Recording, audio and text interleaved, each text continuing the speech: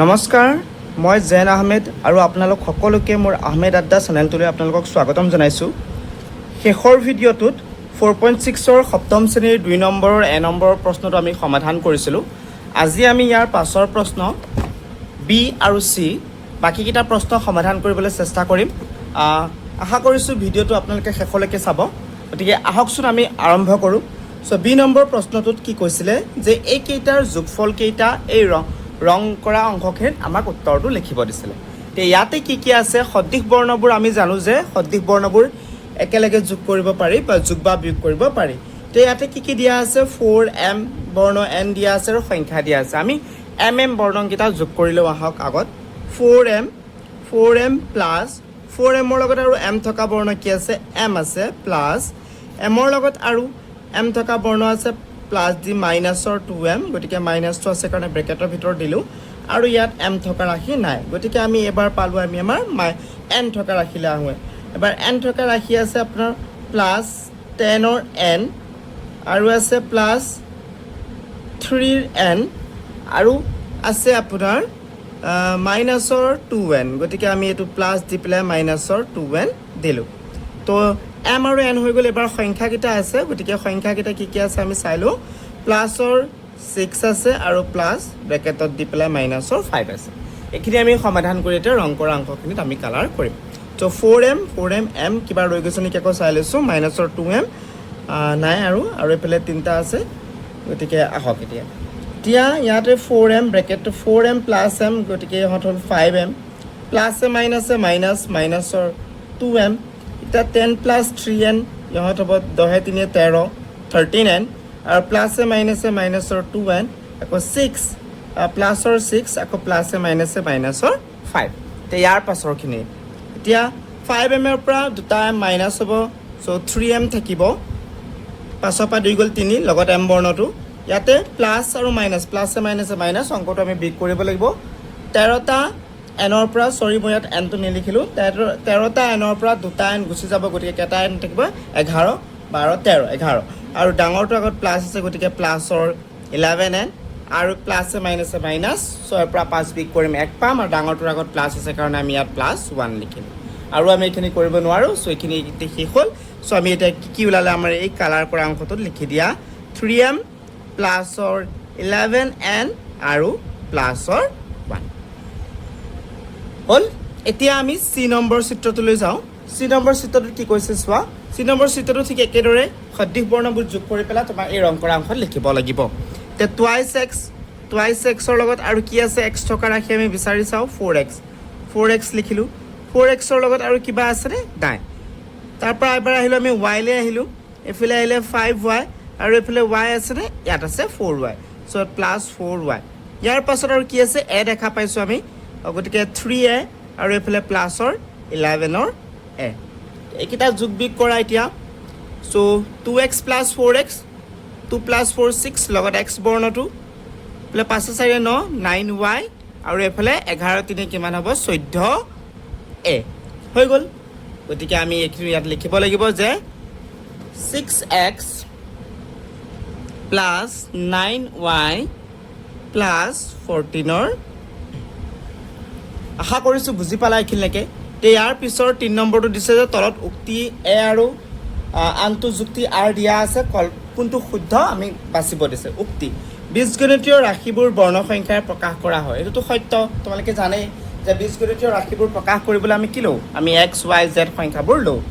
তাৰপিছত যুক্তি সদৃশ পদবোৰৰ মাজতহে যোগ বা বিয়োগ কৰিব পাৰি। য়েছ, সদৃশ পদবোৰৰ মাজতহে আমি হয় যোগ কৰিব পাৰোঁ, নহ'লে বিয়োগ কৰিব পাৰোঁ। কিন্তু এইটোৰ কাৰণে বৰ্ণসংখ্যাবোৰ এইটো নেকি,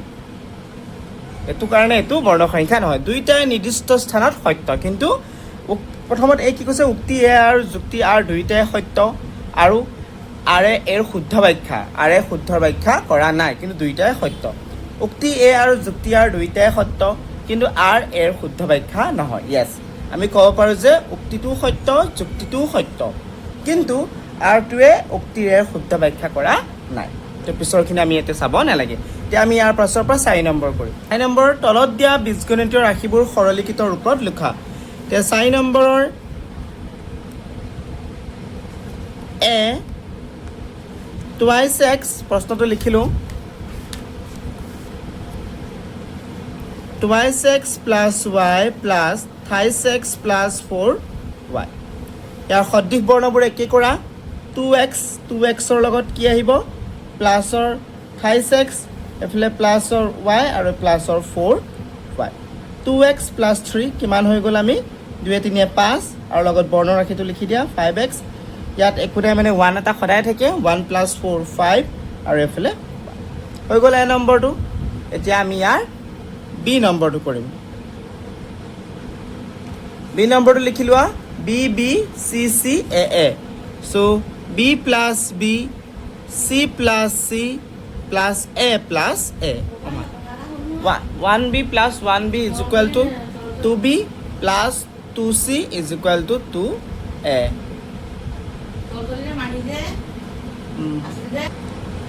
এতিয়া 2b plus 2c plus 2a আৰু একো কৰিব নোৱাৰো গতিকে ইয়াতে অংকটো শেষ হ'ল নেক্সট এবাৰ আমি আহিলো c নম্বৰ c নম্বৰত কি আছে 7m minusৰ 2m plusৰ 5n minusৰ 3n তে ইয়াতে চোৱা mm বৰ্ণকিটা একেলগে আছে nn বৰ্ণকিটাও একেলগে আছে 7m ৰ পৰা 2m মাইনাস কৰা গতিকে 7টা m ৰ পৰা 2টা m গুচি গ'ল 5m plus 5n minus 3n plus a minus a minus 5টাৰ পৰা 3 গুচি গ'ল 2 থাকিল ডাঙৰটো আগত প্লাছ আছে কাৰণে প্লাছ 2n হৈ গ'ল c নম্বৰ d নম্বৰ প্ৰশ্নটো পাতিলো d number 4a plus 5b plus 6c plus a plus b plus c এতিয়া 4a লগত আৰু a থকা বৰ্গৰাশি কি আছে এটো অকলে সো প্লাস a ঠিক একেদৰে 5b লগতো প্লাস b প্লাস 6c লগতো প্লাস c এটা কিটা যোগ কৰা 4a plus a আমি পাম 5a 5b plus b আমি পাম 6b 6c plus c আমি পাম 7c হৈ গ'ল এবাৰ u plus u minus u plus v minus or v so এতিয়া u কেটা u পালো আমি 2u minus or u plus v minus or v plus or v minus or v is equal to কি 0 আমি ইয়াতে cancel কৰি দিব পাৰো এতিয়া দুটা u পৰা এটা u গুচি গ'ল কি থাকিল অকল u থাকিল f নম্বৰ প্ৰশ্নটো লিখি লোৱা যে 6x plus 3y plus x plus 2y এয়া সমাধান কৰিলে আমি কি পাম 6x ৰ লগত x থকা বৰ্গ ৰাখি plus x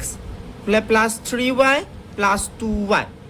6x plus x আমি কিমান পাও 7x 3y plus 2y আমি পাও 5y হৈ গ'ল নেক্সট আহিব আমাৰ g নম্বৰ আছে 3s plus 4t minus s plus 2t ইয়াক সমাধান কৰিলে কি হ'ব এতিয়া আমি ss বৰ্ণকিটা একলগ কৰিম 3s minusৰ s এটো লৈ আহিলো পিছত 4t আৰু এফালে প্লাছৰ 2t তে 3s minus s তিনটা s ৰ পৰা এটা s গুচি যাব 2s থাকিল দুইটাতে প্লাছ আছে পিছত plus a 4 plus 2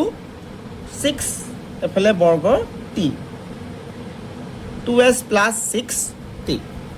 g number পালো এবাৰ আহিব আমাৰ h নম্বৰ প্ৰশ্নটো লিখি লোৱা 5x minus bracket 2x minus 2y তো ইয়াক সমাধান কৰা এতিয়া 5x minus bracket open কৰি লও 2x minus a plus 2y so 5x minus 2x এটা সদৃশ ৰাখি 5টা x ৰ পৰা 2টা x গুচি যাব 3টা x থাকিল আৰু এফালে প্লাছৰ 2y বুজিলা না এখিলাকে i নম্বৰ চোৱা 9p minus p plus 6q minus or thrice q সদৃশ ৰাখি একে আছে 9টা p পৰা এটা p গুচি যাব 8টা p আৰু 6টা q পৰা 3টা q গুচি যাব প্লাস এ মাইনাস সো মাইনাস 3টা q পাম ডাঙৰটোৰ আগত প্লাস আছে গতিকে প্লাসৰ চিন দিয়া থাইস q i নম্বৰ হৈ গ'ল এবাৰ আমি bracket 2w plus 3x plus 4w তা 8 টো হোল ইনটু গোটেইটো লগত 8 টো কি হৈ আছে পূৰণ হৈ আছে ব্ৰ্যাকেটটো খুলি লও আমি হা 8 দুগুণ 16 আৰু লগত w প্লাস প্লাস 8 3 গুণ 24 লগত x প্লাস 8 4 গুণ 32 লগত w এতিয়া w দুটা আছে গতিকে w কিটা আমি একলগ কৰিলো 16w প্লাস 32w আৰু প্লাস 24x এতিয়া কিটা যোগ কৰা কিটা যোগ কৰিলে কিমান পাম 6 2 8 3 1 4 48w প্লাস 24x আৰু বৰ্গৰ হিচাপ ৰাখি নাই গতিকে ইয়াতে অংকটো শেষ হ'ল তাৰ পিছত আহি যাম আমি 5 নম্বৰত কি কৈছে যে খালি ঠাই পূৰ কৰা 6a প্লাস এটা খালি বাকচ দিছে আৰু plus 5b = 13a plus 5b 13টা a 5b মিলি আছে 13টা a লাগে ইয়াত কেটা a আছে 6টা a আছে সো 13টা a হ'বলৈ হলে ইয়াত আমি কি দিব লাগিব আৰু 7টা a দি দিলে হ'ব গতিকে 7a 6a plus 7a গতিকে 6 7 13 13টা হৈ গ'ল এটো তা b 2 নম্বৰটো চোৱা 8a plus 7b plus 2a plus 5b is equal বাকচ দিছে প্লাস 12b b কিটা আমাক চাব নালাগে আমি a কিটা চাব লাগে a কিটা কেটা আছে চোৱা ইয়াত 8টা a আছে আৰু ইয়াত 2টা a আছে গতিকে 8 এ 2 কেটা হ'ব 10টা a গতিকে এটা আমি লিখিব পাৰো 10 বুজি পালা তে 3 number 7x plus 4y plus 5x plus y দুইটাতে ব্ৰেকেট দিছে গতিকে x কিটা আগে যোগ কৰি লোৱা 7x plus 3x গতিকে 10x 7 3 10 10ৰ x আৰু এফালে 4টা y plus y 4টা আৰু এটা y গতিকে এটা হ'ব 5y হল নেক্সট 4 নম্বৰ 10টা a minus 4টা a plus 6b is equal plus 6b to দি দিলে তেনেহলে আমি কি লিখিব লাগে a কিটা লিখিব লাগে 10টা a পৰা 4টা a মাইনাস হৈ আছে গতিকে কেটা a থাকিব 6টা a গতিকে ইয়াত লিখি দিয়া 6a next 8m minus dash plus 2n plus dash is equal 5m plus 3n ইয়াত কি হৈ আছে ইয়াত তিনিটা n হ'ব আৰু ইয়াত আমাক দুটা n দিয়া আছে আৰু কেটা n লাগিব তিনিটা n হ'বলৈ এটা n লাগিব গতিকে আমি n এটা দি দিলো তিনিটা n হৈ গ'ল এতিয়া 5m লাগিব 8টা m ৰ পৰা বিয়োগ হৈ আছে সো কিমান বিয়োগ কৰিলে 5টা m পাবা 8ৰ পৰা তিনিটা m বিয়োগ কৰিলে আমি 5টা m পাম হৈ গ'ল 4.6 ৰ 6 নম্বৰ প্ৰশ্ন যদি m is equal 5 আৰু n is equal 3 হয় তেন্তে 5m plus 3n আৰু m plus m plus n plus m plus n plus m plus m plus n এই বীজগণিত ৰাশি দুটাৰ মান সমান হ'বনে নহয় আমি চাম আহা ইয়াত আমাক দিয়া আছে যে m is equal to 5 আৰু n is equal to 3 তে 5m plus 3n 5m plus 3n সমান এটু হয় নে নহয় সো এতিয়া আমি এই ৰাশিটো যদি আমি পাতি চাও ইয়াত m plus m plus n plus m plus n plus m plus m plus n তে ইয়াত m কেটা হল আমি চাও ইয়াত এটা দুটা ইয়াত এটা আছে তিনটা ইয়াত এটা আছে চাৰিটা ইয়াত এটা আছে পাঁচটা গতিকে আমি ইয়াৰ পৰা গম পালো যে ইয়াত 5m আছে ইফালে আকৌ আমি চাও n ইয়াত এটা আছে আৰু ইয়াত এটা আছে গতিকে n কেটা পালো আমি তিনিটা পালো 5m plus 3n গতিকে দুইটা একেই হৈছে নে গতিকে ইয়াৰ পৰা দেখা গ'ল যে দুইটা একেই অৰ্থাৎ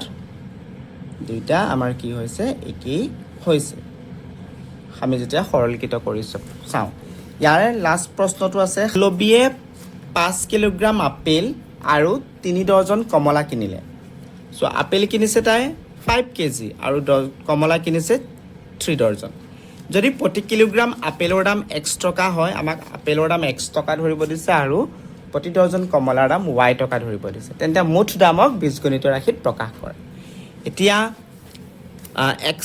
প্ৰতি কেজি আপেলৰ দাম x টকা 7 নম্বৰ প্ৰশ্নটো সমাধান প্ৰতি কেজি প্ৰতি কিলোগ্ৰাম আপেলৰ দাম x আৰু প্ৰতি ডজন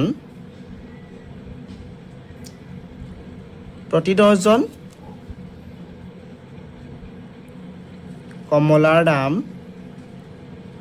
y তে এতেকে বীজগণিতীয় ৰাশিটো আমি কি বুলি লিখিম বীজগণিতীয় ৰাশি